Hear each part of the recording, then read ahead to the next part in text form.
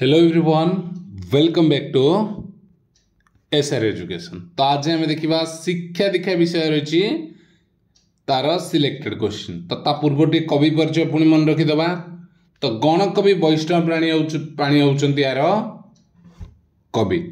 तो 1882 मसीह पवित्र कुमार पूर्णिमा तिथि रे कटक जिलार महांगा अंचल कोठपदा ग्राम जन्मग्रहण करी 1956 मसीह इहलीला संवरण करते। ओडिया साहित्य को प्रतिष्ठा देथिया वैष्णव पाणी निजर साधना बल बहु गीतिनाट्य पाला भजन और जनान रचना कर सृष्टि गुड़िक मध्य राम वनवास, मेघनाद वध, कार्तवीर्य संहार, रंगसभा, कर्णवध, प्रहलाद चरित, दक्ष यज्ञ आदि अन्यतम। तो आलोच्य कविताटी कवि वैष्णवाणी राम वनवास गीतिनाट्य संगृहीत। मर्यादा पुरुष, लीलामय श्री रामचंद्र पितृभक्ति, जगज्जननी जनक सुतांकर पतिव्रता तथा सानुज भरत और लक्ष्मणकर भ्रातृभक्ति प्रकृति शिक्षणीय उपादान मान यही कवितार सन्मिश्रित होइछि। तो एबे आमे जिबा क्वेश्चन को। शिक्षा दीक्षा कवितार कविंकर नाम कौन? गणकवि वैष्णव पाणी। ऑप्शन सी है आंसर। क्वेश्चन नंबर 2 देख। यही कविताटी गणकविंकर रचित क्यों गीतिनाट्य संगृहीत? ना राम वनवास गीतिनाट्य। थर्ड क्वेश्चन, गणकवि भाव में क्यों कवि परिचित? वैष्णव पाणी। आराम से आंसर देखा आसीज। निम्नोक्त मध्य केउंटी गणकवि रचित गीतिनाट्य नुहे? मेघनाद वध ठीक, कर्णवध ठीक, रंगसभा ठीक, किंतु महिषामर्दिनी तांकर नाही। आम जदि पढ़ले तो आंसर हो ऑप्शन डी। श्रीराम को पिता नाम कौन थिला? श्रीराम रामचंद्र पिता नाम थिला दशरथ। ऑप्शन बी होची सठिक उत्तर। क्वेश्चन नंबर 6 को जिबा। भरतंकर माता नाम कौन थिला? दशरथंकर 3 राणी थिले, कैकेयी, कौशल्या, कौशल्या, कैकेयी, सुमित्रा। तो कौशल्यांकर पुओ थिले रामचंद्र, कैकेयींकर पुओ थिले भरत, सुमित्रांकर 2 जण पुओ थिले के लक्ष्मण और शत्रुघ्न। तो भरतंकर माता नाम कौन थिला? कैकेयी। शिक्षा दीक्षा कवितारे काहा को उपदेश दिया जायछि? राम, लक्ष्मण, भरत, शत्रुघ्न। क्या दिया जायछि? नाटी भरत को दिया जायछि उपदेश। भरत रामचंद्र को बन रे केउठी भेटिले? ना सी भेटिले चित्रकूट रे भेटिले। किष्किंधा भेटिले सुग्रीव। पंचवटी रे सुपर्णका भेटिला विश्वामित्र आश्रम नुह। एटा चित्रकूट होछि ठीक।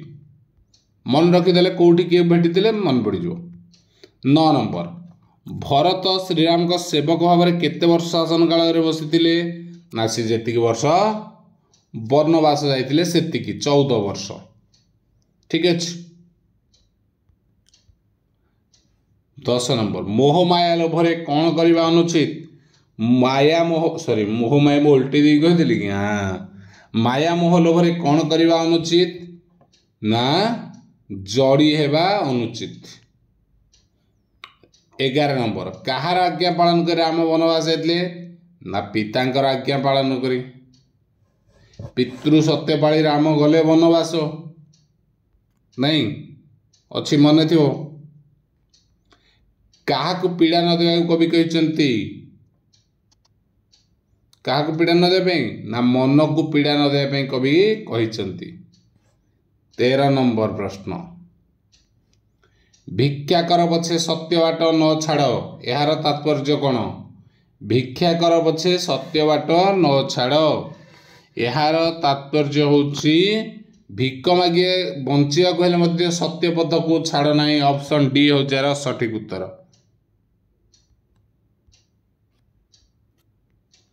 14 नंबर प्रश्न, दर्शक माने कहार पादप को ध्यान करने को कवि कहते? कहार? ना श्रीराम रामंकर। 15 नंबर यही कविताटी गणकवि केउं गीतिनाट्य संग्रहित केउं गीतिनाट्य एटा राम वनवास। 16 नंबर भरत को सांत्वना देवा निमंते राम कौन कले तांकर पादुका द्वय देइथिले ऑप्शन डी होचार सठिक उत्तर। 17 नंबर चित्त को दृढ़ कले कौन मिलिबो चित्त को दृढ़ कले कौन मिलिबो ना सुख मिलिबो। 18 नंबर प्रश्न कौन दे देख कवि निजको मूढ़ बोली कहते कहीं कहीं ना ईश्वर निकट निजको समर्पी देवा से निजको मूढ़ बोली कहते।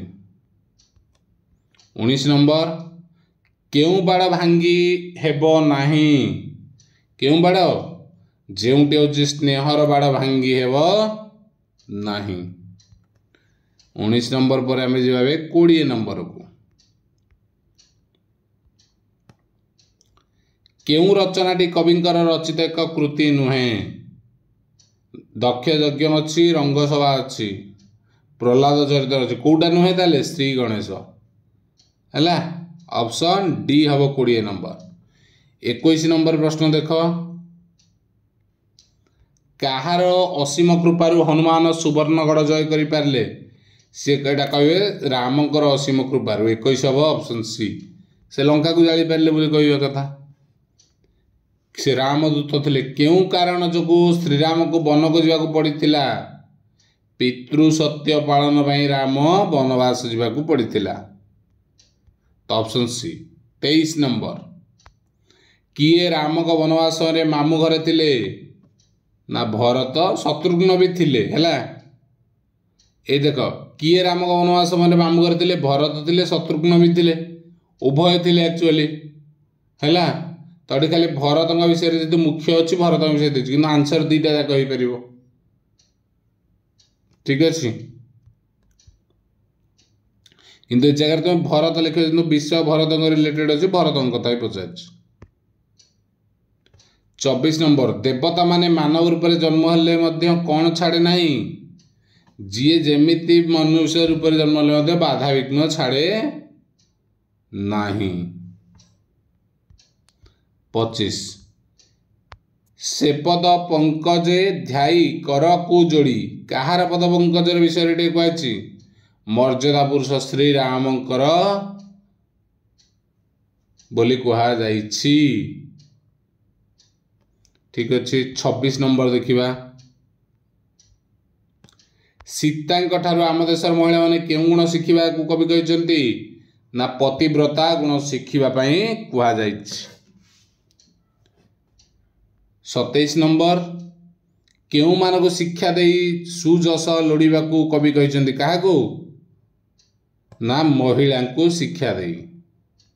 27 नंबर पर आम आस 28 नंबर को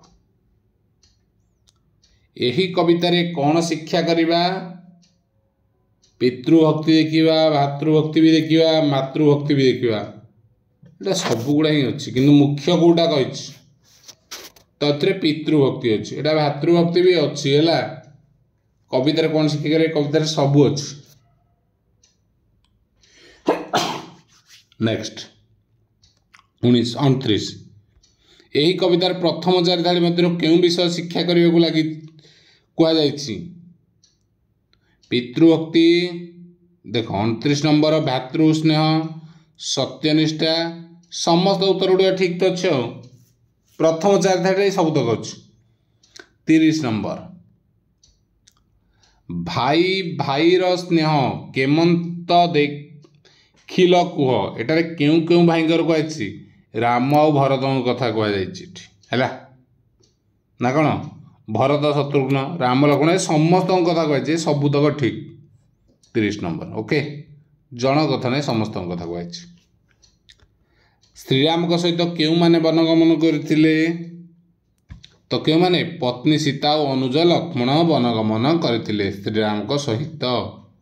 32 नंबर भरत श्रीराम को फेराई आने कौन करथिले श्रीराम को अन्वेषण में वन गमन कले फेरी आने 33 नंबर भरत अयोध्या फेरी कौन देखिले जे तांकर अग्रज माने बड़ भाई 14 वर्ष वनवास ये भी देखिं तांको झुरी पिता प्राण त्याग कर भी देखिले अयोध्या हतश्री देखिले तो ये समस्त उत्तर ठीक अच्छे तो ऑप्शन डी हम आंसर। तो चैप्टर टी सरीगला तार एमसीक्यू गुड़िकर आंसर अच्छी तुम्हें पीडीएफ पाइज कौटी ना आम टेलीग्राम ग्रुप रे ठीक अच्छे। तो आज पुणी देखा नेक्स्ट क्लास रे ओके थैंक यू।